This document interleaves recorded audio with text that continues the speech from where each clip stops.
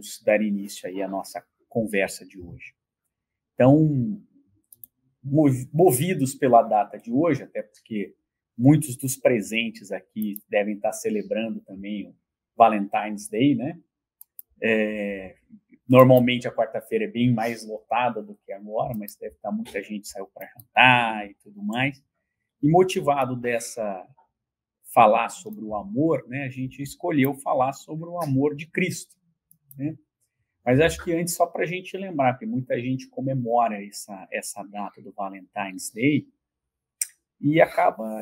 sabe como é que eu sou chato com a questão das tradições, né? Você pode celebrar o que você quiser, desde que você saiba o que você está fazendo, né? E estudando um pouco sobre isso, muito do que se diz da história do Valentine's Day se dá São Valentino, né? Que era um clérigo que resolveu contrariar o imperador Cláudio II, que proibiu a celebração de casamentos em tempo de guerra, porque, segundo o imperador Cláudio II, o homem solteiro lutava melhor. E proibiu, então, o casamento. E ele, contrariando a ordem do imperador, ele começou a celebrar casamentos e tal. E, por conta disso, ele foi preso, né, e condenado à morte por descumprimento da ordem do imperador, né? Mas, enquanto ele estava nesse período de reclusão, ele recebia muitas cartas das pessoas que ele casou, de apoio e tudo mais e tal. Então, por conta disso, depois ele acabou se apaixonando por uma moça que era cega e ele curou a cegueira dela, por conta disso que ele é santo, né? Lembra que todo o processo de santificação da Igreja Católica, ao contrário do que as pessoas pensam, é um processo muito sério. E daí que vem, inclusive, aquela expressão, o advogado do diabo. Vocês já viram essa expressão? Então, quando você monta um processo de santificação dentro da igreja, existe um responsável para defender os milagres realizados milagres entre aspas, né? Mas aquelas situações que são extraordinárias, realizadas por aquele que está pleiteando a vaga de santo. E existe um outro cara, que é o advogado do diabo, que tenta provar que aquilo não aconteceu. Então, um julgamento é um processo dentro do direito canônico. Então, então ele foi considerado santo porque, de fato, foi considerado que ele curou aquela moça da cegueira. E acabou sendo depois morto. É claro que existem outras histórias no decorrer disso, mas aí, com o tempo, e não poderia ser diferente, o próprio comércio acaba motivando determinadas práticas, né? Mas a gente pode seguir essa linha sempre com olho do comércio, isso aqui é só comércio e tal, é uma linha. Mas a gente pode também aproveitar essas datas simbólicas para, de fato, refletir sobre esse assunto. E acho que esse é o propósito nosso, né? O propósito nosso não falar sobre o dia de Valentine's Day, mas, sobretudo, refletir sobre o amor. E refletindo sobre o amor, eu lembrei, né? Qual é o primeiro mandamento? Se a gente for pegar toda a história, não só do cristianismo, mas de toda a história, o primeiro mandamento qual é? Amar a Deus sobre todas as coisas. Essa já é a interpretação dele, né?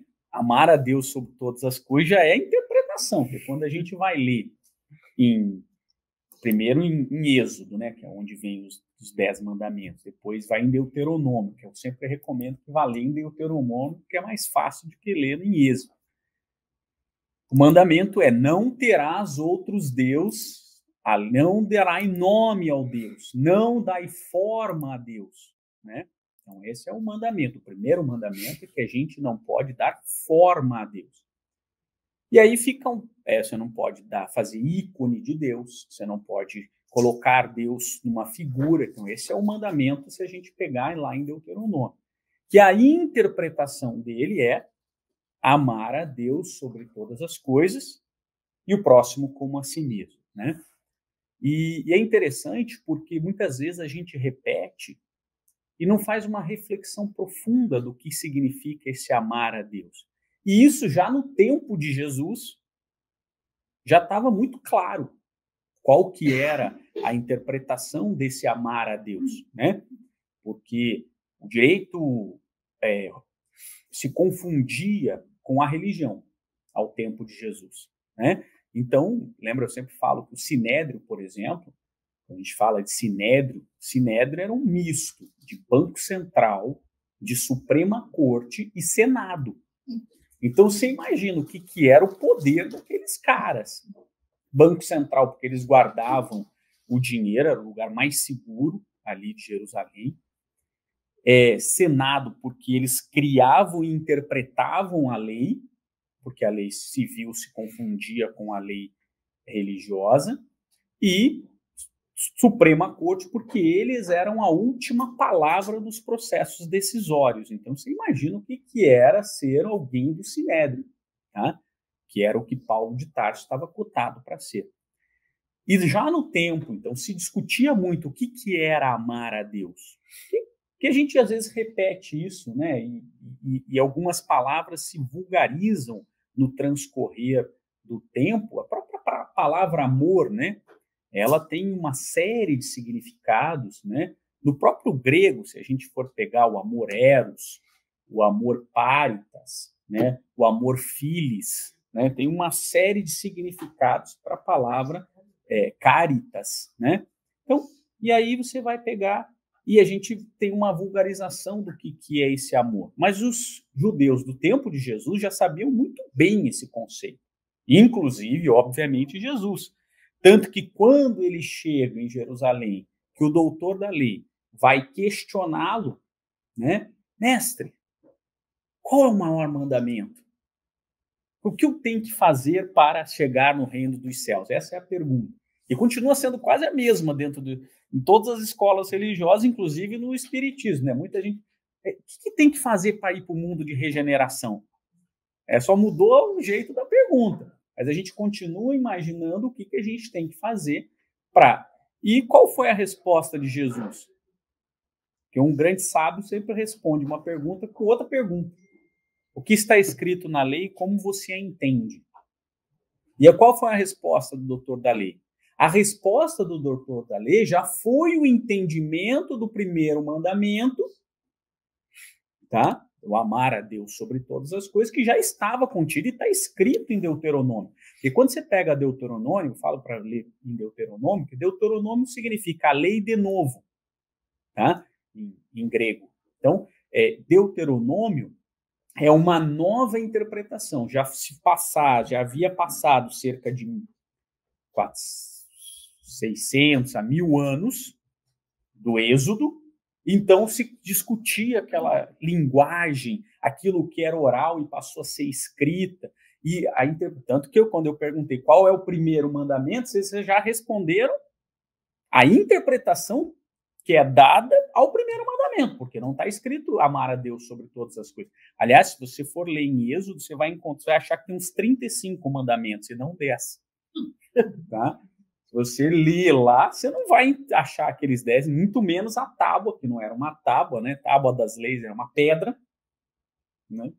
E não está escrito aqui do jeito que a gente imagina que está lá. Então, veio a nova interpretação e eles já tinham muito claro o que era amar a Deus. Então, primeiro, para o hebreu, né? Porque eles não eram judeus, eles eram hebreus. No tempo de Jesus, você só ama a Deus quando você demonstra com ações o amor ao seu próximo. Isso já era claro. Tá? Então, a materialização do amor a Deus é quantificado no quanto você ama o seu próximo. E o que era amar a Deus? Ele já dizia, ama a Deus de todo o seu coração, com toda a sua alma e com todos os seus muitos. Então, a interpretação de amar a Deus é você amar a Deus de todo o seu coração, de toda a sua alma e com todos os seus muitos. Então, Jesus já tinha muito claro e todo mundo e o doutor da lei já sabia disso, tanto que ele responde isso. Ama o Senhor teu Deus de todo o seu coração, com toda a sua alma e com todos os seus muitos. E o que significa isso? Amar a Deus de todo o coração, os hebreus acreditavam que a sede da racionalidade estava no coração. Ao contrário do que hoje a gente acredita, que a racionalidade está no cérebro, pelo menos a maioria das pessoas pensam assim, e a gente sabe que não. Onde que está a racionalidade?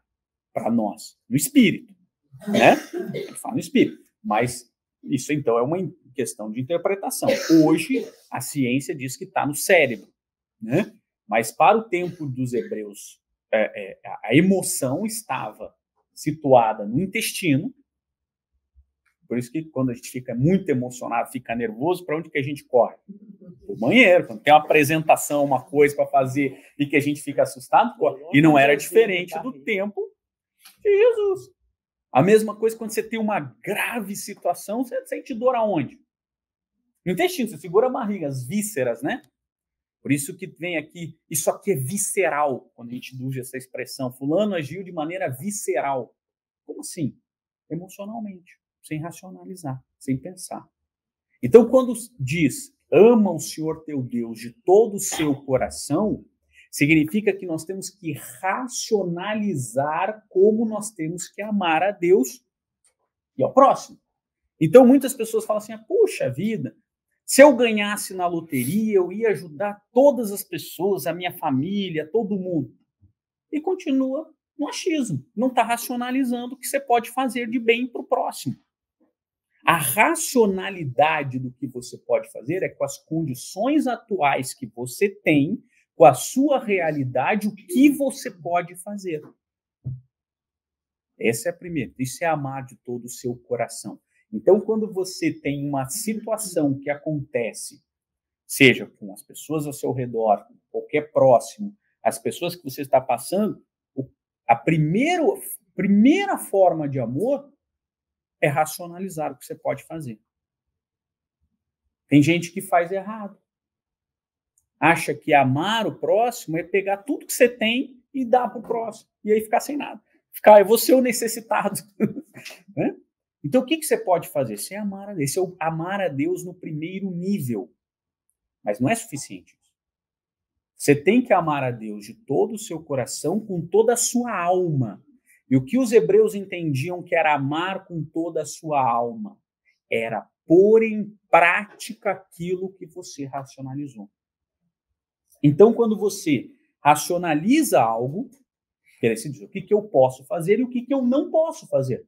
Porque tem situações em que a gente é colocado a ajudar o próximo e que nós temos que racionalizar e falar assim, olha, infelizmente, isso eu não posso fazer por você, mas isso aqui eu posso.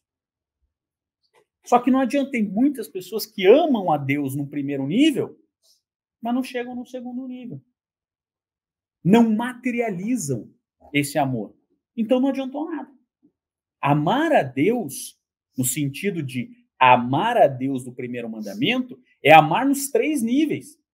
Então, no primeiro nível, é só a racionalidade. E ficar na racionalidade não adiantou.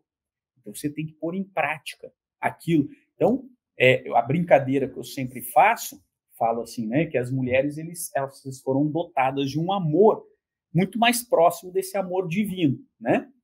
E o que acontece? Você está lá assistindo televisão, no sábado à tarde, domingo à tarde, assistindo um filme, vira a sua esposa e fala o que para você? Faz uma pipoca para mim, né? Porque faz uma pipoca, aí você vira assim, porra, nós dois sentados assistindo, eu tenho que levantar, para fazer a pipoca, e aí o que a Carol vira para mim e fala? Você está me amando com todo o seu coração, mas não está me amando de toda a sua alma. Porque amar com toda a alma é ação. Quem manda isso? Né? É ação, é verbo. É verbo. É fazer a pipoca. Fazer, é levantar e fazer. Isso é amar de toda a sua alma.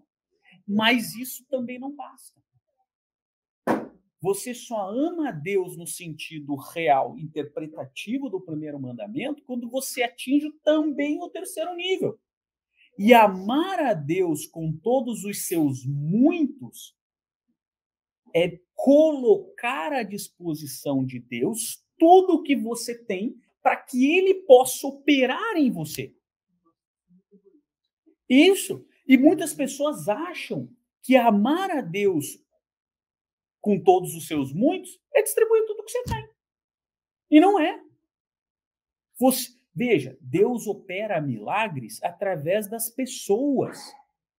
É através das pessoas. Então, muitas situações são colocadas na nossa vida por milagre de Deus. Milagre, estou colocando no sentido figurativo, né? Então, Deus opera, Deus não vai materializar. A história que a gente brinca é o cara que era muito devoto, né? Fiel a Deus, ele cumpria, era uma pessoa boa, e aí estava para ter uma enchente lá na cidade e tal, não sei o quê, e aí ele estava na casa dele e apareceu no rádio. Olha, atenção, moradores da região tal, não sei o quê, cuidado, vai ter uma enchente, saiam das suas casas, protejam, Parari, Paraná. Ele falou assim, não, eu sou um cara que acredita em Deus, eu sou um cara que sigo Deus, né? Deus me ampara. E ele começou a rezar, fala, não vai, não sei o quê, Parari, Paraná, nada vai acontecer com a minha casa, com a minha família, vai estar tudo bem. Aí passou mais algumas horas, começou a encher a água, assim, já a água na cintura dele. Aí passaram os vizinhos. Fulano, sai da casa, fulano. Olha só, tá aqui, tá começando a encher. Venha, entra aqui no nosso barco. Para ele. Ele falou, não, eu sou um cara que ama Deus, que siga os ensinamentos de Deus. Eu sigo o caminho, eu ajudo todo mundo, eu pratico a caridade. Deus não vai me desamparar assim. Aí passou mais umas horas, a água já estava no teto, ele lá no terraço veio os bombeiros de helicóptero, né? Fulano, sobe na corda e tal, não sei o quê. Que, olha, você vai se afogar, venha. Ele falou assim, não, eu sou um cara temente a Deus, eu sou um cara que Deus vai me socorrer, afinal de contas eu faço tudo que eu posso para o meu próximo, para Deus, não sei o quê. E aí, o que aconteceu? A água levou e ele morreu. Chegou lá, o São Pedro virou para ele e falou assim, ô fulano, o que você está fazendo aqui? Ele bravo, né? Por que eu estou aqui? Ele falou assim, eu te pergunto por que você está aqui. Ué, mas eu sou um cara que sou ajudante de Deus, eu pratico a caridade e tal, Deus não vai me ajudar? Ele falou assim, pô, vocês queriam que Deus fizesse o que mais? Ele mandou o rádio, mandou os vizinhos, mandou o bombeiro, você queria que ele fosse lá tirar você do terraço? Deus opera pelas pessoas. É claro que isso é uma piada, mas é para a gente entender. Deus não vai parecer uma mão assim e vai tirar você de cima da casa. Deus vai operar pelas pessoas. Mas cabe a cada um de nós nos colocar à disposição de Deus. Isso é amar a Deus no terceiro nível. É por isso que Jesus, quando foi inquirido pelos fariseus no templo, que ele estava curando a mão mirrada, lembra? Ele estava lá no sábado, porque um dos 10 mandamentos, um dos 10 mandamentos, é qual é? Guardar o dia de sábado, né? E a interpretação que se tinha que você não pode fazer nada no sábado. Não pode fazer nada. Tanto que até hoje a gente não quer fazer nada. E até hoje, os determinadas é a judeus... única aula que continuou quase que 100% virtual. Nossa. É sábado. É sábado. Porque sempre vem alguém, não, eu quero ir, eu vou vir. Quando vem, assiste uma e depois passa a assistir online. Porque é mais cômodo. Sábado não posso trabalhar, sábado não posso... E tá aí, veja, eu já fiz aqui na casa palestra sobre os 10 mandamentos à luz do Espiritismo. Guardar o sábado não é não fazer nada no sábado. Jesus falou isso, não sou eu que estou falando. Não sou eu que estou falando. E Jesus falou quando ele foi lá curar no sábado. Os fariseus viraram para ele e disseram, mas você está curando o cara com a mão mirrada no sábado? E aí o que Jesus respondeu? O sábado é de Deus. Ele faz dele o que ele quiser. Eu estou à disposição com os meus muitos aqui. E os meus muitos era curar, trazer a palavra, Então Jesus estava ali, operando para Deus. Deus mandou o cara com a mão mirrada. O sábado é de Deus. Cabe a Deus decidir o que eu vou fazer no sábado. Mas achava-se que o sábado é de Deus, então eu estou de folga. Exato. E essa é a interpretação errada. E essa é a grande interpretação errada. Nós estamos colocando o dia de sábado, figurativamente, à disposição de Deus para que Deus opere sobre os nossos muitos? Essa é a interpretação. Sim, mas isso não depende de estar trabalhando ou não. Não existe isso. Não. Do qual? Se fosse assim, tem que parar a aviação. Não, mas é isso que eu estou falando. Parar tudo. Então, isso é tudo... São essas igrejas evangélicas que mistificam isso. Isso, na realidade, são coisas, como falam lá há 2000 anos atrás, Se fala de religião. Não é a realidade de hoje. Vamos lá. O que... Não se pode levar o pé da letra. Mas claro que sim, mas isso não é sábado. O que é sábado? É por isso que as pessoas interpretam equivocado.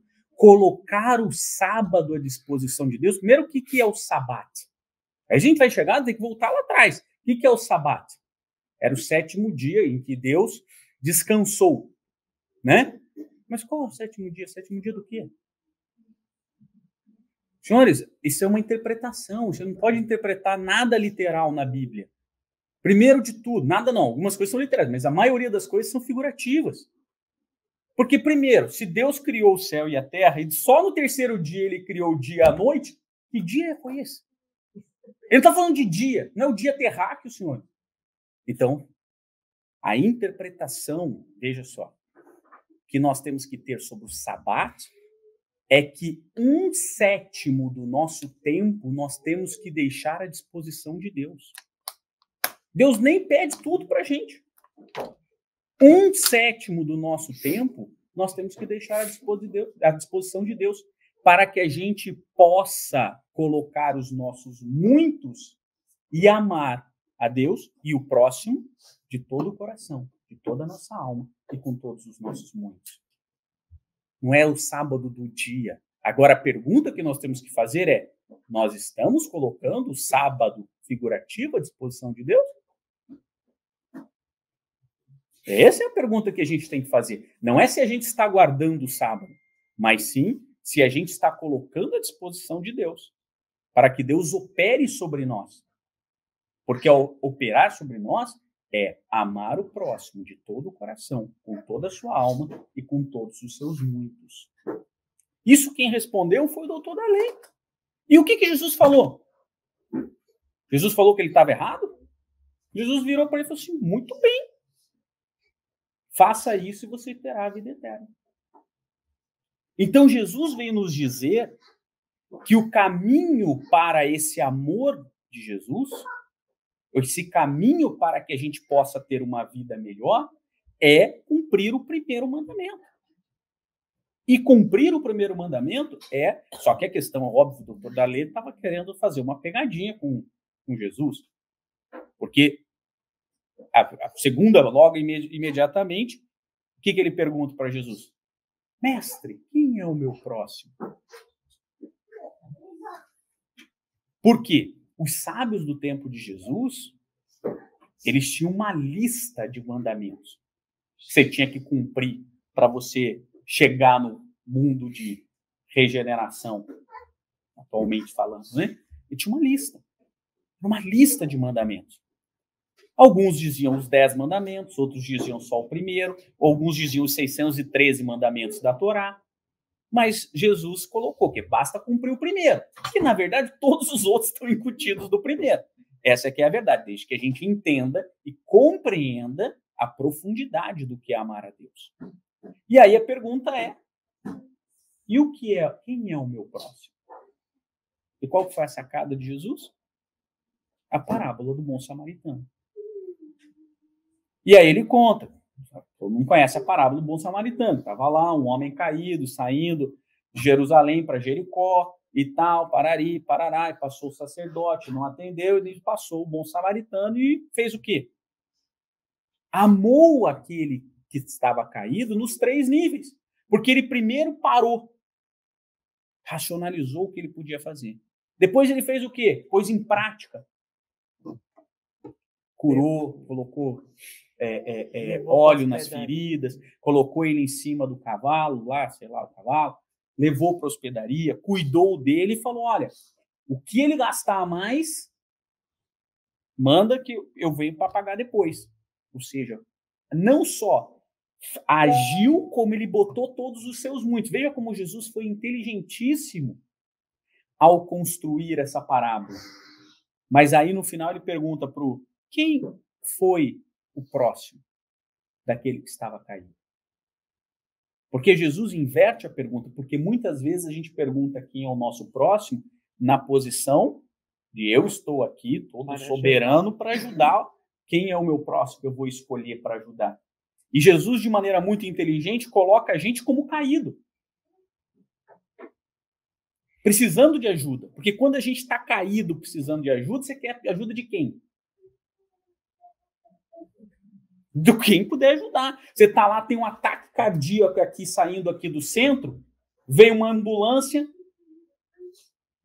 o cara vai te atender, ele é negro. Não, não encosta em mim, porque eu não gosto de negro. Você vai falar isso? Você vai falar, pelo amor de Deus, me atende?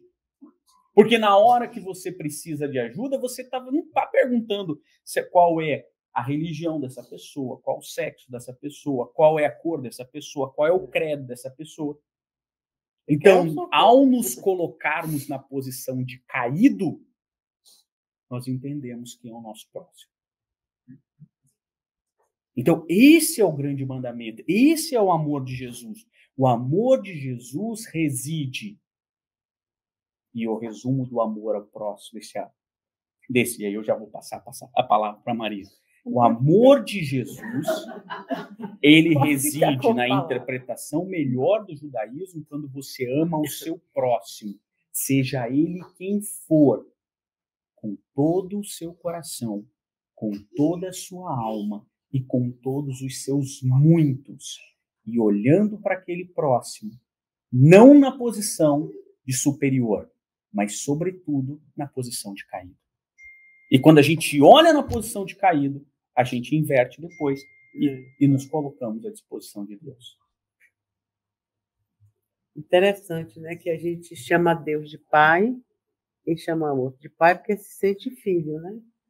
E aí a gente diz que Deus é amor. Se somos os filhos de Deus, estamos fadados a amar, né? Mas aí a gente não vê isso acontecer com muita profusão, mas nós temos necessidade de amar. A gente só não sabe como. Tanto que a gente vê, né, esses dias, né, como hoje, o dia de Valentine's, tem uns treinamentos, até Lili, né, me falou, para praticar o amor. Para a gente treinar essa força que a gente tem maior em nós, que é a força de amar o outro, né?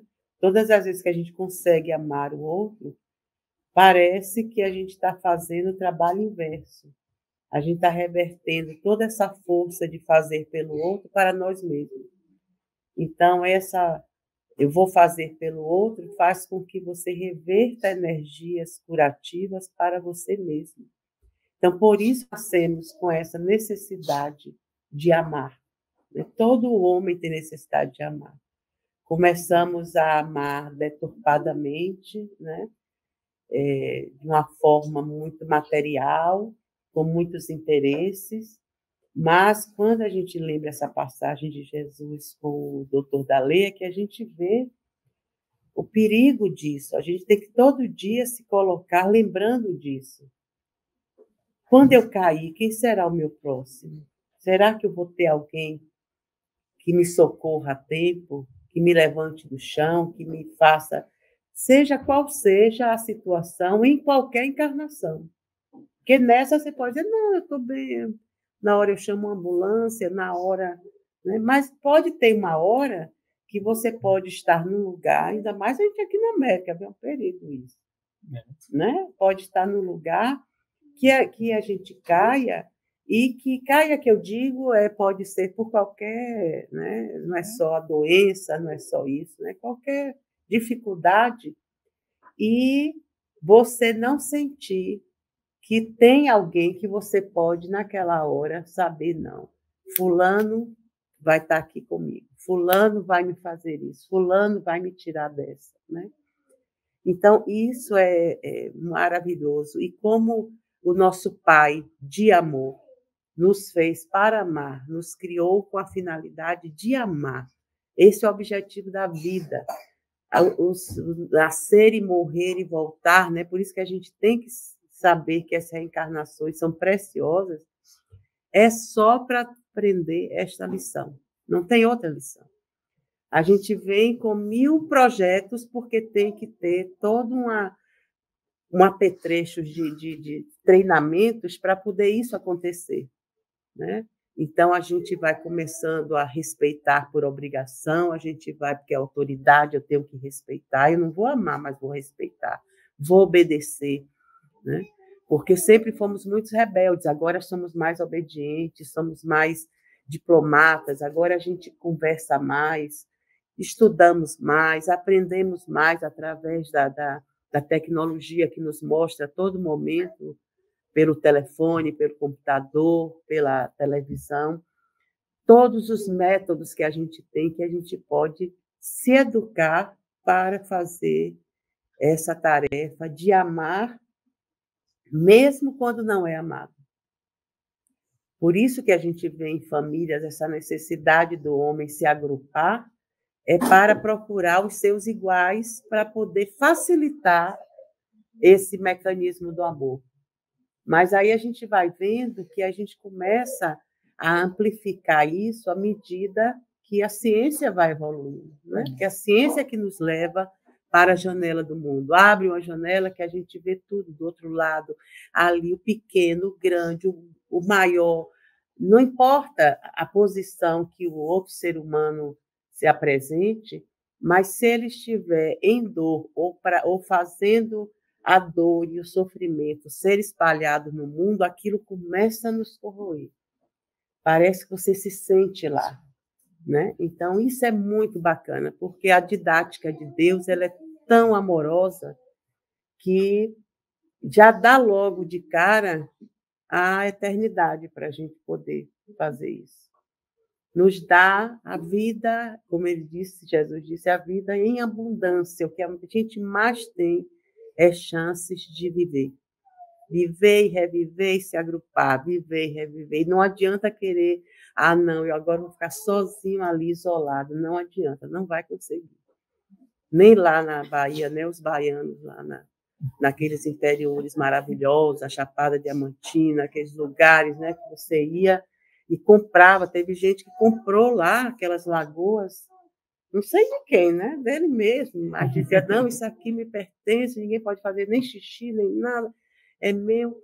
Mas aí não é possível, porque a gente fica achando que essa prática do amor é você estar sozinho na natureza, com os animais, respirando ar puro, né? Porque aí você consegue sufocar esse amor todo em você, então você se torna uma pessoa grandiosa, saudável, cheia de amor, para dar de longe, contemplando a plateia, contemplando o mundo, né? Subindo nas montanhas para contemplar. E o amor não é assim. O amor é como Jesus mostrou, quanto mais melhor você se torna, mais próximo do pequeno você fica. Então, Jesus, como um espírito crístico, né, como o nosso mestre aqui sempre nos mostra como é ser espírito crístico, que a gente está longe disso. Jesus só era 4 bilhões e meio de anos na nossa frente. Ou mais. No outro dia foi cogitado isso aqui num grupo de estudos que a gente estava, né? Mas para que Jesus, tão evoluído assim, o que é que ele veio fazer aqui? Né? Com a gente naquele tempo, terríveis, né? Que éramos. Hoje não, hoje a gente está até bonzinho, é só um desacerto ali, outro acolá, mas internamente a gente está buscando essa estrutura. Hoje se procura muito, né? Já visto o filme aí, né? O Nosso Lar 2, 1 milhão e tanto de pessoas assistindo, ouvindo falar do espírito, da força espiritual que o homem carrega, né? A força que ele tem de refazer aquilo que fez errado. Nada é para sempre. Pisei na bola hoje mesmo eu já posso me retratar com a lei e com a pessoa que eu ofendi. Não preciso esperar outra encarnação. Porque a outra encarnação eu vou trazer esse fulano para a minha casa, para a minha barriga, e vou parir. E ainda tenho que chamar filhinho, vem, entendeu? É por isso que a gente tem essa necessidade de amar. Quando a gente vê, a gente quer se agrupar, ninguém quer viver isolado. Quando você está se isolando muito, você está com problema de saúde. Mas quando você está alegre, feliz, você quer estar no meio de pessoas, conversando, trocando ideias, consolando, ajudando, sendo ajudado, né? A gente precisa disso. Nascemos para isso. O sentimento de depressão, a primeira reação é que a pessoa se isolar, não está bem. Não está bem. É um sinal que a pessoa não está bem. As pessoas que têm, né, começam a sentir vontade de não existir mais. Isso é terrível. As doenças da alma nos acompanham há milênios e não é fácil a gente recompor-se intimamente para fazer essa cura interna, né? Por isso, às vezes, a gente ainda carrega tantos males físicos, porque as doenças vão projetando no corpo a sua válvula de escape ali, né? Estoura uma coisa aqui, outra coisa ali, né? Então, quem nasce na Bahia tem a chance, né, de muito acarajé, muito dendê, muita coisa assim, que faz com que a gente fique com uma vitalidade maior, né? Quando vem para a América, aí é dor no joelho, né? A gente adquire as coisas, umas fraquezinhas, né? Não, Marina, mas que a gente vai empurrando para a barriga. É falta de acarajé, é falta. Mas é tão bom, eu acho que quando a gente fala do amor, como a Ayrton tão bem hoje trouxe, o amor de Deus, porque nós louvamos o amor por causa da nossa paternidade, porque nós viemos dessa origem. Então, quando a gente começar a ver qualquer coisa que faz com que a gente fique triste, chore, a gente lembre que aquela criatura também um dia vai amar e não vai mais destruir, nem destruir-se, né? Porque não é o fato do mundo estar como está, que as pessoas dizem, agora está pior. Não está. Estamos no melhor momento das nossas vidas.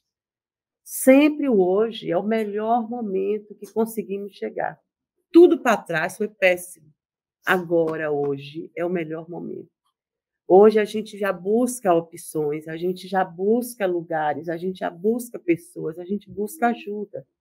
E quando alguém não busca, tem o telefone, tem um reel, né? Aqueles negócios. Não entendo disso ainda muito bem, mas vou entender, porque estou gostando agora para fazer esses negócios, né, Marina? E Marina, estamos assim, né? Meio na idade da pedra, mas estamos ainda tentando avançar. Mas tem muita coisa que a gente hoje pode utilizar, que as pessoas dizem, o mundo hoje está perdido, o mundo hoje está nada. Não podia estar melhor. Até mesmo um relato que eu li, acho que foi até no livro dos Espíritos, que práticas antes eram muito comuns ter escravos, a prática do canibalismo, essas coisas não existem. Então, isso é uma prova, sim. Né? Ao menos existem. Da evolução humana. E o que existe hoje ainda tem coisas ruins. Quem hoje poderia imaginar o canibalismo? E eram coisas comuns em épocas passadas, né?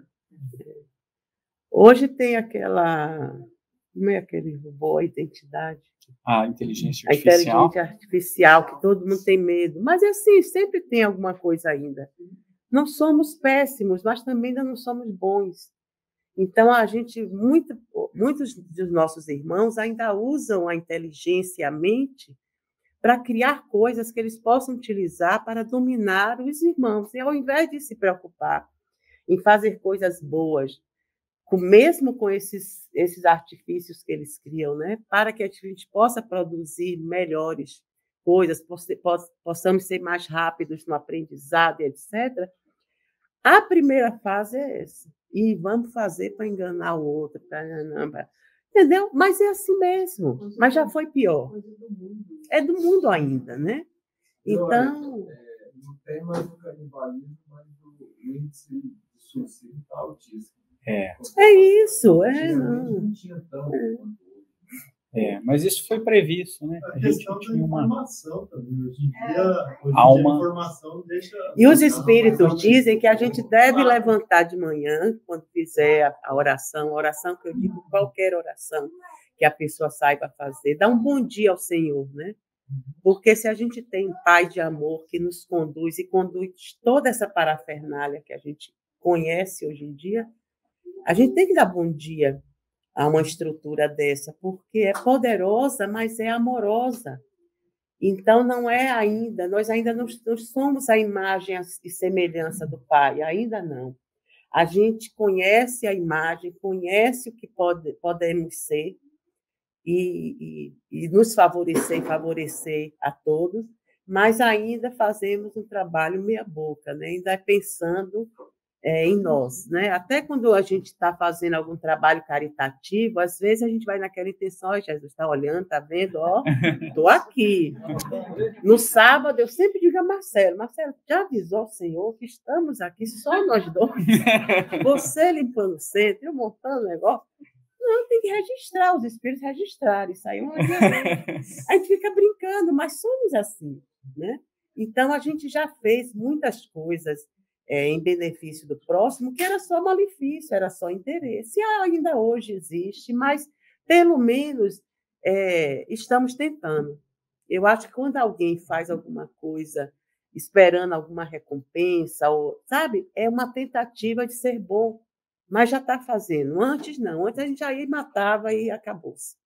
Já era assim. Agora, não. Agora a gente tenta.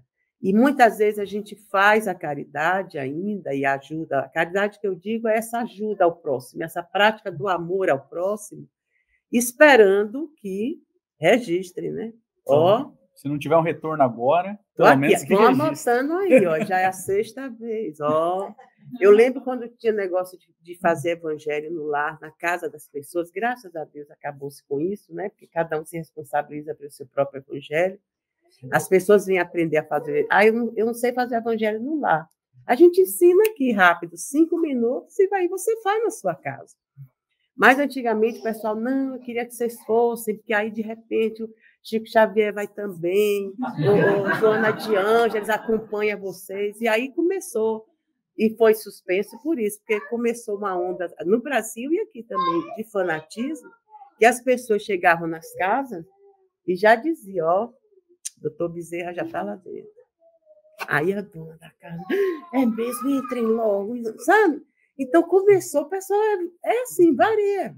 Então, era melhor ensinar, por isso que eu adoro o Espiritismo, porque a gente pode aprender tudo, aprender a ser, a gente pode aprender, e juntos, porque ninguém sabe tudo, né? Que estamos também, só a Ayrton, assim, que sabe bastante, mas eu digo assim, de mim em diante, a gente não sabe muita coisa, mas a gente vai treinando. Só o fato de falar aqui, por isso que é bom a gente, do Centro Espírita, começar a ser um trabalhador, porque você começa a falar de Deus, de Jesus, dessa potência de alma que a gente tem, essa potência humana que nós temos de nos favorecer, de nos recompor, de resiliar, de reformar, de hoje dormir uma pessoa, amanhã acordar outra, só pelo fato de dizer, eu vou mudar tal atitude. Uma, bem pequenininha, não pega aquela escabrosa, não. Uma, eu vou mudar aquela coisa que eu faço, que eu sei que não é agradável para Deus. No que diz respeito às coisas de ruins que acontecem e provavelmente vão seguir acontecendo por muito tempo, é aquela coisa de a gente ter a compreensão de entender que todos nós temos o livre-arbítrio de fazer o que queremos e que cada um está num estado evolutivo da sua vida. Então, como pensar que, né, o mundo vai ser perfeito de hoje para amanhã? Entendeu? Por isso que tem uma regra básica. Se você já está querendo estabelecer uma harmonia entre você e o seu espírito e Deus, você tem que logo, logo adotar a compaixão, a empatia, a paciência, a resiliência. Ferramentazinhas que, na hora que você vai criticar o outro porque ele está fazendo isso, você já lembra, já diz, rapaz, já deve ter feito pior. Se hoje eu não estou do lado dele, ali aonde é, vamos ver como é que é, vamos detonar esse negócio. Se eu já não estou mais assim, é porque eu consegui me movimentar de uma forma, e ajudada pelos espíritos e pelos meus companheiros de encarnações, que me botaram numa rota diferente. Mas todos nós. Até quando Jesus veio, que eu digo assim, meu Deus, pobrezinho do Jesus, já espírito crístico. Eu estava falando isso ontem aqui. Que a Ayrton fala que ele já está não sei quantos, né? Bilhões, eu não, quem lá. Fala é Kardec. Né? Que já está tão à frente de nós, que a menina me perguntou ontem, sim, aí o que é que a gente faz quando a gente evolui? Eu disse, vai e vem para uma terra, assim, um planetinha igual o nosso, como era, no tempo que Jesus foi. Não é porque ele já era o Espírito Cristo, que ele queria com a gente, assim, um pedaço de porta que a gente era. Né? E ele falando de um jeito que até hoje a gente não entende, eu sei falando do samaritano, do homem caído, a profundidade disso para a nossa vida inteira. Está repetindo milhões de vezes, e na próxima encarnação a gente ainda estará repetindo sem internalizar a proposta. Que o negócio das parábolas é isso. Ele dizia aquilo para ver se colava na gente. Olha como colou em Paulo de Tarso, olha como colou em tantos. Né? Mas, se a gente não fizer essa... Muita gente diz, vai ser de novo, a palestra fala sobre isso, fala, e a gente não sabe ainda. Porque não é ouvir de novo, é fazer milhões de vezes. E ser automático aquilo. E na hora de você ouvir, você diz, puxa, eu já sei até o restinho, já sei quantas vezes eu já tive nessa situação, quantas vezes eu consegui sair dela bem e quantas vezes eu caí do lado, porque não soube nem ser o próximo dele, nem eu soube o que fazer com o meu próximo quando ele veio me acudir. Porque, às vezes, a gente tem um próximo, mas não sabe fazer. Né? Então, quando a gente vem no centro espírita mesmo, eu fico assim observando as pessoas, porque, às vezes, você vem com uma dor e vem, faz tratamento, e assiste palestra, e fica por aqui, mas, às vezes, a dor, né, acomodou, eu não digo nunca que passou, porque dores a gente não sabe, a nossa alma é cheia de dores, e a gente tem essa compensação, porque quando a gente está nessa coisa do centro espírita, a gente começa a ficar ouvindo muitas coisas boas, os espíritos conseguem manejar um pouco, né, as intuições nossas, porque ainda estamos sob efeito das palavras que ouvimos, daquilo que lemos, daquilo que os espíritos conseguem, né, nos clarear um pouco as ideias. Então, quando a gente sai melhor. Eu acho que sempre é melhor, nunca é igual, você nunca fica igual. Mas, às vezes, depois que você se sente bem, aí pronto. Aí aquilo é como quem diz assim, pronto, já estou bom. Agora deixa eu voltar, né, para a vida que eu tinha, normal, não vou mais sair dia de quarta-feira, 7 horas, ou domingo, para quê? Eu já estou me sentindo bem, eu estava com a dor nas costas, eu estava com câncer, ou eu estava com isso, eu estava com aquilo, já estou curado. Não é que eu quero mais. Aí vai para a esbórnia, como dizia minha avó, lá se vamos nós, porque não é a esbórnia que eu digo, assim, a gente vai para a vida sem rumo, sem diretriz, sem sinalizações, sem percepção de que tem, às vezes, um bloco de amigos, assim, puxa vida, como agora vamos nos conectar com ela?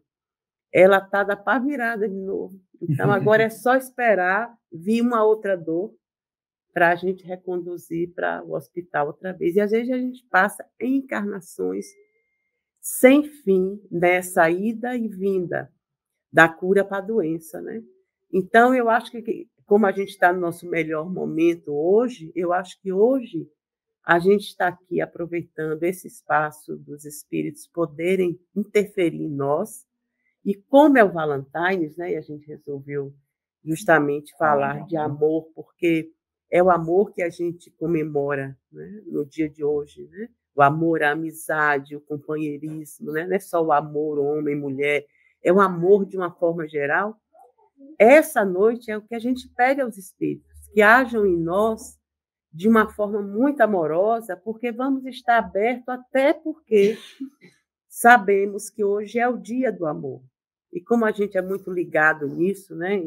Precisa dessas datas. Dessas datas, a gente precisa dessa coisa meio material para poder sinalizar.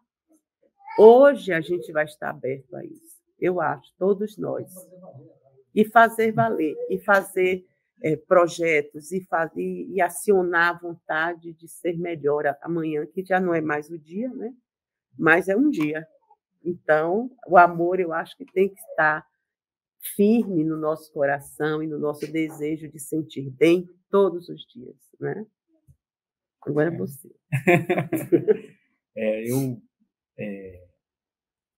A gente fica pensando em várias lições que Jesus nos trouxe, né? Mas se você pegar o Evangelho de João, eu adoro o Evangelho de João. Ele é muito coração ali, né? Porque conviveu com Jesus, né? E ele vai contando a história, né? E vai nos mostrando um Jesus muito de ação.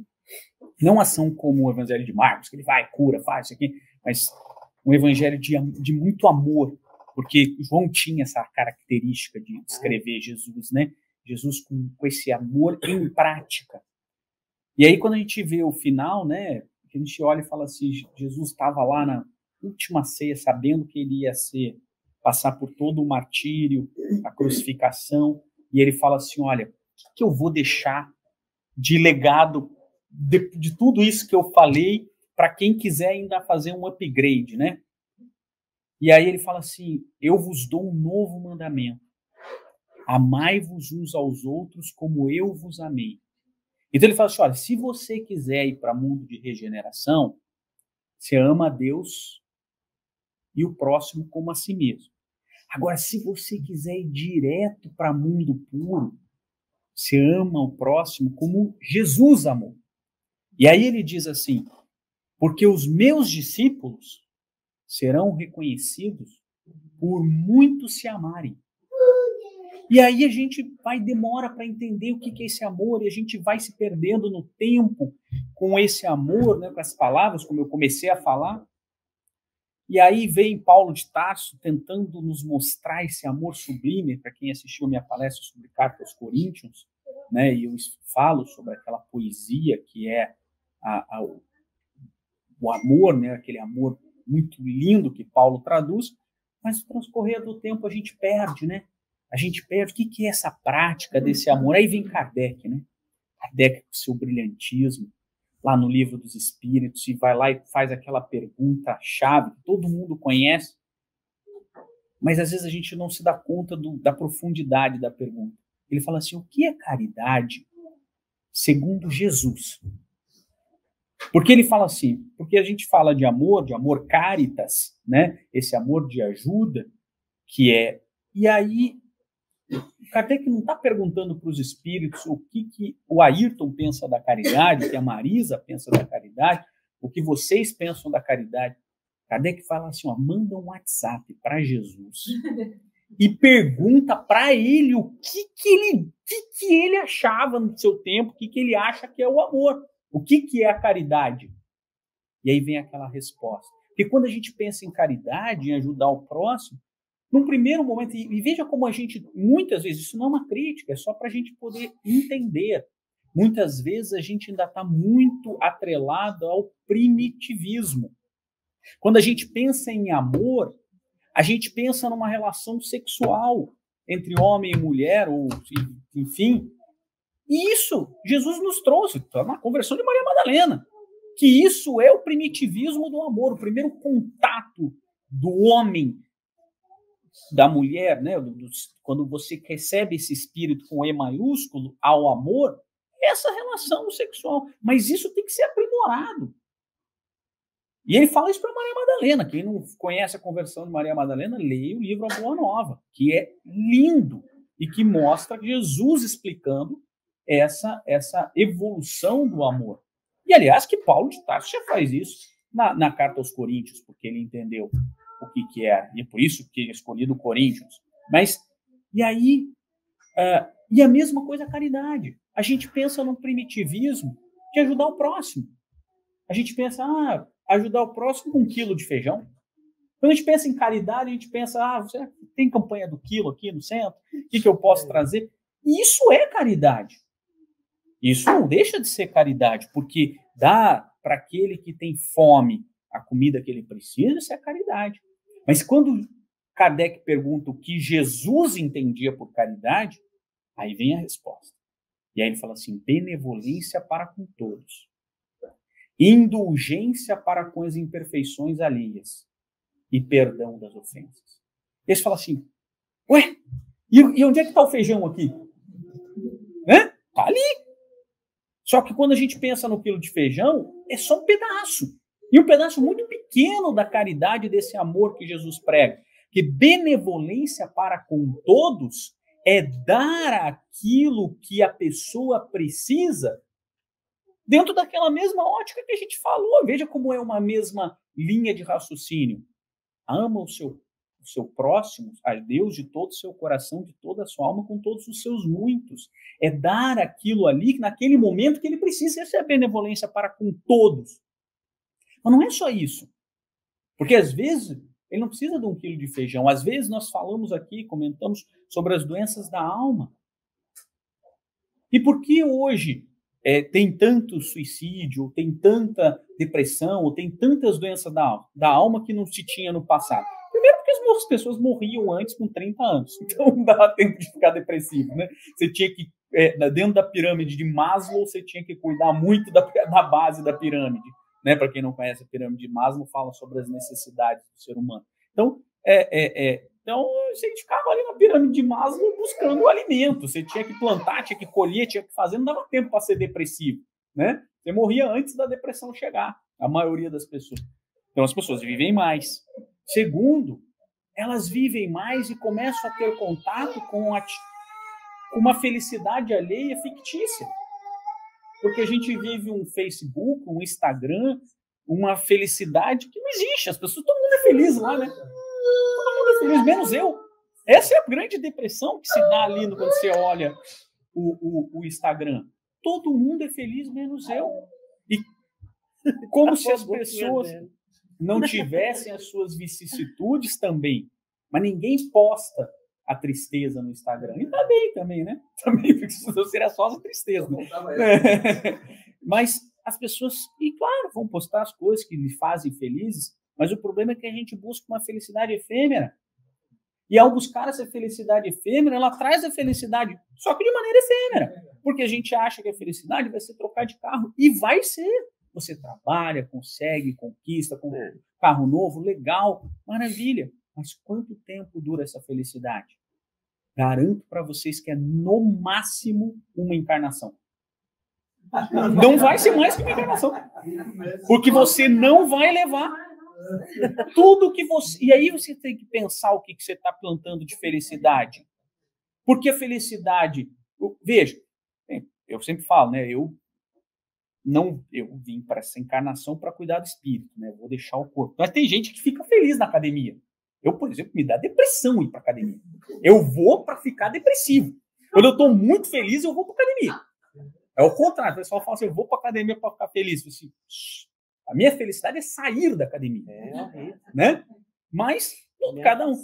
E acho justo. Acho que as pessoas têm que cuidar do corpo, têm que cuidar. Mas lembrem-se, vocês vão cuidar do corpo só dessa encarnação. Vai ser o cadáver mais sarado do cemitério. Porque você vai deixar também. Aquela felicidade que você está plantando é para essa encarnação. Agora, a gente tem felicidade para as próximas. Existem meios de colher. E aí é que está o problema. Quando a gente vive só atrelado à matéria e a gente busca só essa felicidade, as doenças da alma aparecem. Porque é uma felicidade transitória. E aí Jesus veio falar, então, qual é a felicidade tão permanente? Quando você pratica a caridade. Quando você pratica a benevolência para com todos, quando você pratica a indulgência para com as imperfeições alheias, você compreende que as pessoas estão no processo evolutivo, que cada um está no seu caminho, porque o objetivo do cristianismo não é mudar o próximo. O cristianismo é um convite de se mudar. A gente vai ficar esperando, né? Porque o mundo de regeneração, como você comentou, né? Não vai aparecer. E não vai. Aliás, essa foi a ideia de Judas Iscariotes. Judas Iscariotes propôs uma mudança do exterior. Quando Paulo de Tarso faz a mesma proposta, Pedro vira para ele e fala assim, isso não sou eu que estou inventando, tá? Está lá no Paulo Estevão. Ele fala assim, sua proposta se parece com a de Judas. Você quer mudar o mundo impondo um cristianismo como um rei. E o cristianismo ele foi feito para mudar de dentro para fora. Coração a coração, palmo a palmo. Então, o processo evolutivo é interno. Então, a indulgência para com as imperfeições alheias significa que você vai compreender as imperfeições alheias, mas você vai se burilar. A gente não está aqui para burilar o outro. A gente, claro, existem pessoas que a gente tem responsabilidade, como filhos, que são trazidos para que a gente possa levar para o caminho. Mas, mesmo assim, a gente não vai poder fazer tudo por eles. E aí, por fim, o perdão das ofensas. O perdão. E aí, quando você vê a caridade nesse prisma, com esta profundidade, você começa a entender o porquê que Jesus fala que a gente tem que se amar. A gente começa a perceber por que o grande mandamento é o primeiro mandamento. E aí a gente começa a perceber que a única felicidade que você vai levar é quando você pratica essa. E aí, de maneira muito sagaz, Kardec fala assim, então, já entendi. Fora da caridade não há salvação. E essa é a bandeira do Espiritismo. Fora da caridade não há salvação. Mas não é só 1 quilo de feijão. Fora da caridade não há salvação, é porque se nós queremos, de fato, sermos felizes, a única forma é a prática reiterada da caridade, do amor ao próximo. Porque isso são sementes que plantamos para a felicidade futura. Não deve ser à toa que os espíritos chamam os mundos evoluídos de mundos felizes. Não deve ser à toa. Então, o que nós estamos plantando nessa caridade? E aí é o que a Marisa convidou. Para que a gente reflita friamente o que eu estou praticando de caridade. O que eu de fato estou fazendo e o que eu poderia fazer. Porque estamos perdendo oportunidades da felicidade futura. Preocupados muitas vezes, e não estou dizendo que a gente não tem que se preocupar com a felicidade atual, é claro que temos. Porque, eventualmente, a gente tem que buscar uma casa nova, a gente quer uma casa, quer uma residência para poder ter uma tranquilidade, ou um carro novo, e tudo isso é justo para aqueles que trabalham e conseguem. Isso não sou eu que estou dizendo. Está lá no Livro dos Espíritos. Todas as conquistas materiais obtidas por meios lícitos, sem atrapalhar a vida do próximo, elas são justas, mas são restritas à vida material. Então, nós temos que refletir friamente nesse dia do amor de São Valentino, né? Quanto amor eu de fato tenho feito? Porque se é o meu único caminho, não existe outro caminho. Se é o único caminho para a felicidade, que fora da caridade não há salvação, então ele é o único caminho. Aliás, quem fala isso é Kardec. A caridade não é um dos caminhos para um mundo melhor. É o único caminho. Como vamos buscar a felicidade fora dele? Então, a reflexão que tem que ficar profunda dentro do dia do amor, eu acho que é justo, a gente pode. Nem falei que era uma festa pagã, né? Porque eu tenho a mania de acabar com todas as festas, né? Todas as festas religiosas. E era uma festa pagã. Antes ainda de São Valentino, era uma festa pagã em homenagem à chegada da primavera. E a gente foi incorporando tudo isso no dia a dia e tal, mas era uma festa pagã igual ao Natal. Então, mas... não sou eu que inventei, era a festa da deusa Mitra, né? Então, lá na Babilônia, muito antes de Cristo, já se comemorava o Natal. Então, Natal não, né? Essa festa aí, muito louca. Mas o fato é que... E aí? Nós podemos celebrar o dia do amor trocando cartões? Podemos. Podemos celebrar o dia do amor trocando chocolate? Podemos. Podemos celebrar o dia do amor como se fosse um pagão na primavera? Ou podemos dar sentido a tudo isso? Porque se a gente está dando chocolate amando o nosso próximo realmente, legal. Se a gente está dando cartão de Natal, cartão de Natal, de Valentine's, ou qualquer coisa dessas coisas que a gente inventa, subterfúgios para tentar praticar aquilo, porque a gente inventa o Natal para tentar praticar Jesus, né? Senão Jesus seria esquecido. E a gente continua esquecendo, porque a gente vive o Natal como presente. Como trocar presente para os outros, e não lembra muito e a ceia, de Jesus. Né? E o aniversariante, pelo menos o suposto aniversariante, não é lembrado muitas vezes. Né? Você vê, entra no Walmart, é só Papai Noel. Tem um presépio lá no canto escondido. feito pela mão lá, o chinesinho que fez, colocou até Jesus vesgo, assim, né? Você vai lá, não sou eu que estou inventando, não. É só ir lá E aí a gente pode transformar isso numa prática reflexiva. Porque esse é o grande convite. Uma prática reflexiva sobre o real significado do amor, sobre o que eu tenho feito para isso e o que eu preciso fazer. E aí vai tudo valer a pena. E talvez o cartão vale a pena. E talvez o chocolate vale a pena. É isso mesmo. Né? E sempre lembrando a caridade, porque quando a gente fala assim, fazer a caridade, é lembrar da bondade para com todos, a indulgência, não é o perdão das ofensas, porque a gente não se perdoa e não perdoa o outro, então isso nos atrela aos nossos inimigos, né? Por muito tempo a gente vai ficar brigando. Então são cargas que a gente vai adquirindo durante a encarnação pela falta do hábito de mudar, né? A gente já vinha tantas encarnações, né? Desde da época pior nossa, fazendo dessa maneira, que fazer diferente, aí vocês, mas não, peraí, fulano me ofendeu, foi demais, as palavras me feriram, e entendeu? Aí você começa a volumar aquele acontecimento e se martiriza e não desatrela daquele caso. E aí essa energia vai passando, né? Vidas em vidas. Então, por isso é muito bom a gente não carregar, não arrastar corrente, não carregar sacos de batata, que a gente fica, né, arrastando, aí vem aquelas dores da alma que acabam com tudo.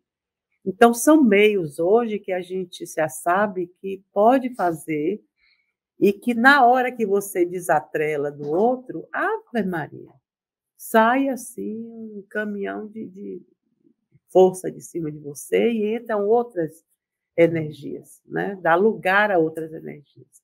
Por isso que a gente precisa, né? Quem está carregando seus sacos de batata lá do Brasil, larga um pouquinho para trás, todos são perdoados. Meu Deus. Mas estão com raiva de mim, azar deles, mas eu não estou. Se eu não estou, né? Aí pronto, o que você emana para eles é uma energia boa, que vai também colar neles, né? Então, esse é o lance do amar ao outro. Não é você amar perto, não, tem que me perdoar para eu te amar. Peraí, me perdoa, senão, e eu te perdoo. Não precisa. Não precisa nem chegar perto. Mentalmente, emocionalmente, você limpa o seu coração, manda a boa energia, a sua boa energia vai ajudar na limpeza do outro. Daqui a pouco o outro está meio esquecido e já fica meio com saudade de você, não sabe nem por quê. Mas é o lance de você fazer, né? Faça a tua parte e eu te ajudarei. E aí a gente completa o ser, né? Aí amanhã ou depois, realmente, você pode receber em casa um bebê que antes, né, a princípio esperneava quando vinha para seus braços, e hoje vem e fica atrás, puxando o saco da mãe, essas coisas assim, né? Então, perdão é um remédio que você dá para os outros e se cura. E se cura.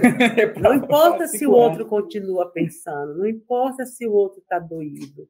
É um trabalho entre ele e Deus, assim como foi o seu. Mas a sua energia para aquele irmão, essa é a verdadeira caridade.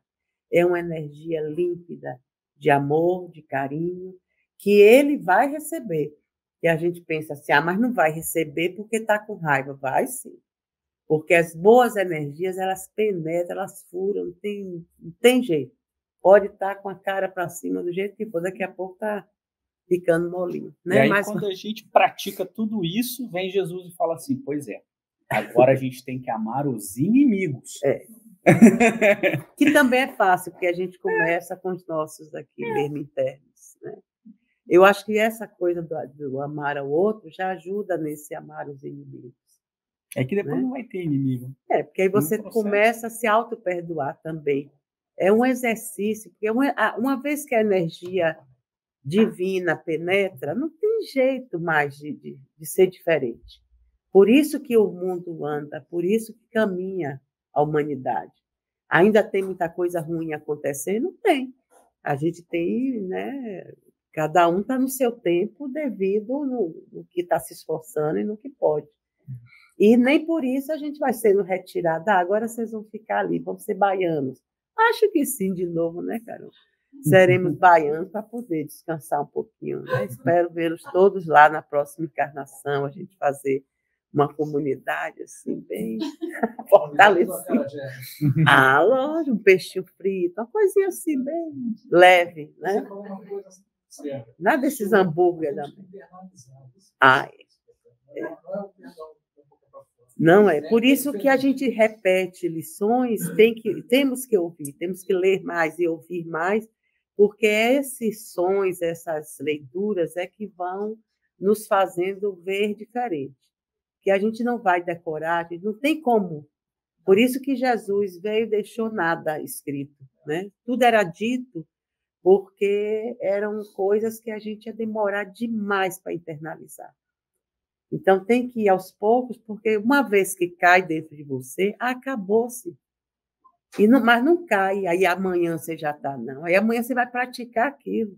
E ainda tropeça, ainda fica, puxa, mas é aquele ali, eu devo também perdoar. Mas, rapaz, aquele cara é meio casca grossa, com vontade de dizer poucas e boas a ele. Mas aí, pronto, quando vai chegar perto, aí você, fulano, vem cá, senta aqui, deixa eu ter. Sabe? Você vai ficando molinho, porque nesse ponto os nossos irmãos espirituais que estão acima de nós, e muito acima, mas que passaram, todo mundo passou. Né? Os nossos anjos da guarda, nenhum nasceu anjo da guarda. Eles nasceram da pá virada igual a gente. Então, quando eles vêm nos assessorar, eles têm muita paciência com a gente, porque eles já praticam esse tipo de caridade, da benevolência, do respeito ao nosso tempo. Então, não tem castigo, não tem o castigo, quem dá somos nós mesmos. Porque quando a gente sofre por uma coisa mal feita, maldita, mal determinada, o sofrimento é nosso, inteirinho. Então, eles ficam só em volta ali, ó, nos pacificando para que a gente bote uma gotinha de luz na escuridão e aí comece a achar o caminho de volta, entendeu? Mas é legal, eu acho muito bom. Eu acho a didática de Deus assim, por isso que Deus é o Pai, não tem outro. E Jesus é o Mestre, né, que se dispôs a esse trabalho, e o resto somos nós que fomos arrebanhados aí, para ficar aqui, né?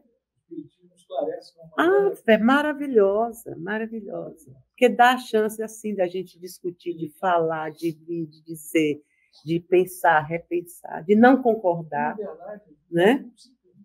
É simples, mas a gente pode não concordar. Né? Às vezes porque às vezes a pessoa diz assim, você não sabe a dor que eu estou passando. Claro, não sei mesmo, mas eu sei a minha. E a minha eu cuido, porque se eu não cuidar, meu amigo, eu não posso nem sorrir. Né? Então, a gente tem que viver de uma forma que a gente carregue as mochilas, as dores internas, sorrindo, amando e querendo bem a todos. É assim que a gente tem que fazer. Porque aí, cada vez, a coisa vai ficando mais leve. Né? Diga. Se a caridade é uma das mais importantes obras espiritistas, a gente, quando opta de ir para cá, para a América, morar aqui, condições melhores, país do mundo, prosperidade, e a gente abandona, pelo menos temporariamente, o nosso país, que tem mais desigualdade social, mais necessidade, mais meios de se fazer caridade. Será que a gente não está sendo egoísta? Não. Ela sofrendo, nós vamos poder. Não, porque onde você estiver, você pode fazer o que você quiser. O mundo, a gente nasceu no Brasil, viemos para o Brasil, mas você vê que tem pessoas que saem do Brasil, vêm para cá, dali a pouco vai embora. Não aguenta ficar. Não aguenta o estilo de vida, de trabalho, né, saudade da família, fica. Muita gente, a gente já viu durante esses anos todos, e diz, olha, não vou ficar. Já tentei. E é uma dor comum, né? É uma Muitos dor, pensam que a gente está porque acha estamos assim, abandonando o nosso país, e não nossas é, e às vezes a raízes. pessoa sai de lá depende do propósito, né? Você diz, eu quero uma vida melhor. Mas aqui, por mais que você tenha um trabalho, um lugar para morar e tudo, você não tem uma vida melhor do que a de lá. Porque lá todo mundo fala a sua língua. Lá todo mundo, aqui você pode ter chance de ter um carrinho, de morar no lugar que, né? Mas você não tem a família. Quer dizer, sabe a dor e a delícia de ser o que isso, né? tem as perdas e os lucros. Né? Cada caso é um caso.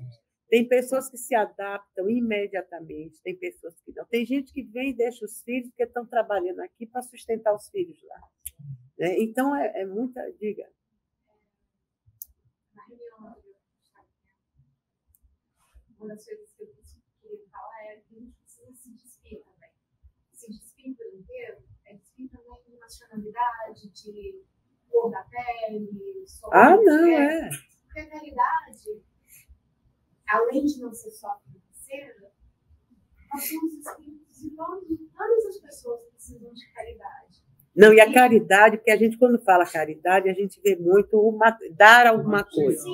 E não é. O principal da caridade, por isso que a gente bota o BIP, né? O BIP, que é benevolência, indulgência e perdão. Que isso envolve resiliência, isso envolve respeito, isso envolve o silenciar, o não agredir. Então, é muito difícil essa caridade. Não é a caridade de você comprar um pão ali da pessoa que está faminta. Olha, eu vou pagar seu aluguel esse mês porque eu tenho, você não tem, e aí eu viro as costas e vou embora. Não é isso. É isso e mais alguma coisa que é o mais difícil. Porque, às vezes, se você tem o dinheiro, é fácil mandar o cheque até pelo correio. A pessoa não quer nem ver sua cara. Né? Ele está lá com fome, quer pagar as contas dele, você manda. O dia, eu tenho bastante, vou mandar. Agora, você ter que aquela pessoa ajudar a levantar da cama e dizer, não, vem cá, você vai sim, eu vou lhe ajudar, a gente vai arrumar um trabalho legal, você vai se esforçar, você vai poder, não tenha medo por causa da língua, não tenha medo porque você não conhece ainda a cidade, você vai conhecer, você vai se adaptar. É o tempo e a disposição que envolve saber conversar, ter aquela paciência de outro ir e voltar chorando e você ter que de novo consolar. Esse é o trabalho. Até mesmo a compaixão por alguém que fez uma coisa muito errada. Muito errada. Entendeu? Uma pessoa que entra, olha, eu estou assim, então, tem 1000 casos. São os casos assim. A gente começa dando um saco de arroz e um pão, como dá lá no Brasil, dá em qualquer lugar. Olha, fulano ali está precisando de uma cesta básica. A gente rapidinho aqui faz. Né? A gente vai lá para as crianças de Kendall durante o ano todo. É fácil. Esse tipo de caridade, na verdade, quem fica mais contente é você. Né? Não sei as pessoas que já experimentaram fazer isso, mas quando você ajuda alguém com um alimento, na verdade, quem fica mais contente com essa ação é você. Mas toda a caridade, no final das contas, a gente fica mais contente. Porque é o plantio da felicidade. O bom até a caridade, quando a gente dá um alimento, né? Dá 1 quilo de arroz, dá um pão, dá uma coisa assim. Quando estiver fazendo isso, faça preces, bote sua energia ali. Que esse alimento não alimente só o estômago, que alimente a alma, que dê um impulso a essa pessoa de se valorizar e poder, né, fazer alguma coisa. Diga. Sobre o que estava falando aqui antes, é que a gente esquece que, na verdade, nós não somos brasileiros, nós estamos no momento brasileiro. Nós não somos americanos, nós estamos. Então, tudo é estamos, nós não somos só isso. Né? A gente isso é muita coisa. Então, assim, na verdade, nós não temos uma morada certa. Nós somos imigrantes desde sempre. Né? Então, a gente vai estar de encarnação a encarnação. Isso é uma coisa muito... E a gente vem para cá, ou vai para Portugal, vai para outros lugares, até em busca daquele paraíso perdido que um dia fez parte das nossas existências passadas. E a gente busca ainda aquilo. Né? E, às vezes, os espíritos dizem que é uma reencarnação, é uma segunda reencarnação. Você sair do seu país de origem e ir para um lugar que você não tem, não fala a língua, vai aprender, ou aprendeu lá para vir para cá, mas aqui é uma outra encarnação, uma outra vida. Não existe por acaso. Não existe. Você tem que se adaptar aos costumes. Você precisa estar. É isso. E lembrando cada vez é mais difícil você viver como um imigrante ilegal, você vai querendo ter uma vida regular naquele país, então gera uma série de coisas que a gente tem que fazer e modificar e se adaptar, que é bom. Se é uma segunda encarnação, a gente já arrepiou uma aí. E uma coisa, às vezes as pessoas têm que se dar conta, porque a gente não tem débito com uma pessoa, porque às vezes a preocupação é essa, né? Eu tenho débito com aquela pessoa, eu tenho débito com o irmão que eu deixei no Brasil. O débito é com a lei. Porque imagine só, todas as pessoas que maltrataram Jesus, Jesus teria que reencarnar com cada uma dessas pessoas para resgatar. Isso não faz sentido. O débito é com a lei.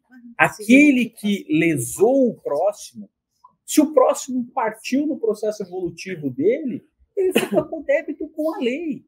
Ou crédito com a lei. Então, o resgate ele vai ser feito aonde precisa ser feito. Então, não existe necessariamente um vínculo exclusivo com aquela pessoa. Eu só vou resgatar se for com aquela pessoa. Foi o que Jesus ensinou para Maria de Madalena. Falou assim, mas eu não posso ter filhos. Maria Madalena falou, como é que eu posso amar se eu não posso ter filhos do meu próprio ventre? Uma vez que eu desvirtuei esse amor. E Jesus falou assim, mas você pode ser mãe dos filhos de outras pessoas. E você pode amar aqueles filhos, e ela saiu amando aqueles leprosos que eram abandonados no Vale dos Leprosos, e ela cuidava daqueles leprosos. Que é isso que o resgate dela... E não morreu de lepra. Morreu. Morreu de lepra? Morreu. Tem impressão que ela não morreu. No finalzinho, mas ela demorou muito para... E quando morreu, foi recebida por Jesus. Se isso não é um resgate, todos nós temos créditos e débitos com a lei. Isso está muito claro, isso fica muito claro lá. Código Penal da Vida Futura, livro de Allan Kardec, O Céu e o Inferno, tem um capítulo específico sobre isso. Né? Então, depois você faz uma palestra. Eu acabo com todos os desejos, né? Eu ia até acabar com o negócio da Marisa, que ela fala que a Bahia de Todos os Santos é que só nasce santos, né? Ela age isso. Não, são só os bons espíritos. Na verdade, não são evoluídos. Na verdade, bons. Em 1530, 33, a expedição de Vasco da Gama chegou lá na Bahia de Todos os Santos no dia 2 de novembro, e por isso que ela foi batizada de dia 2 de Bahia de Todos os Santos. Por isso que, então a gente sabe tudo isso, porque está detalhado na expedição naval, e tanto que Angra dos Reis, chama-se Angra dos Reis, porque eles chegaram na Angra, que é uma baía, no dia de Reis. São Vicente, porque ele chegou no dia de São Vicente. Bom, vamos encerrar o nosso trabalho.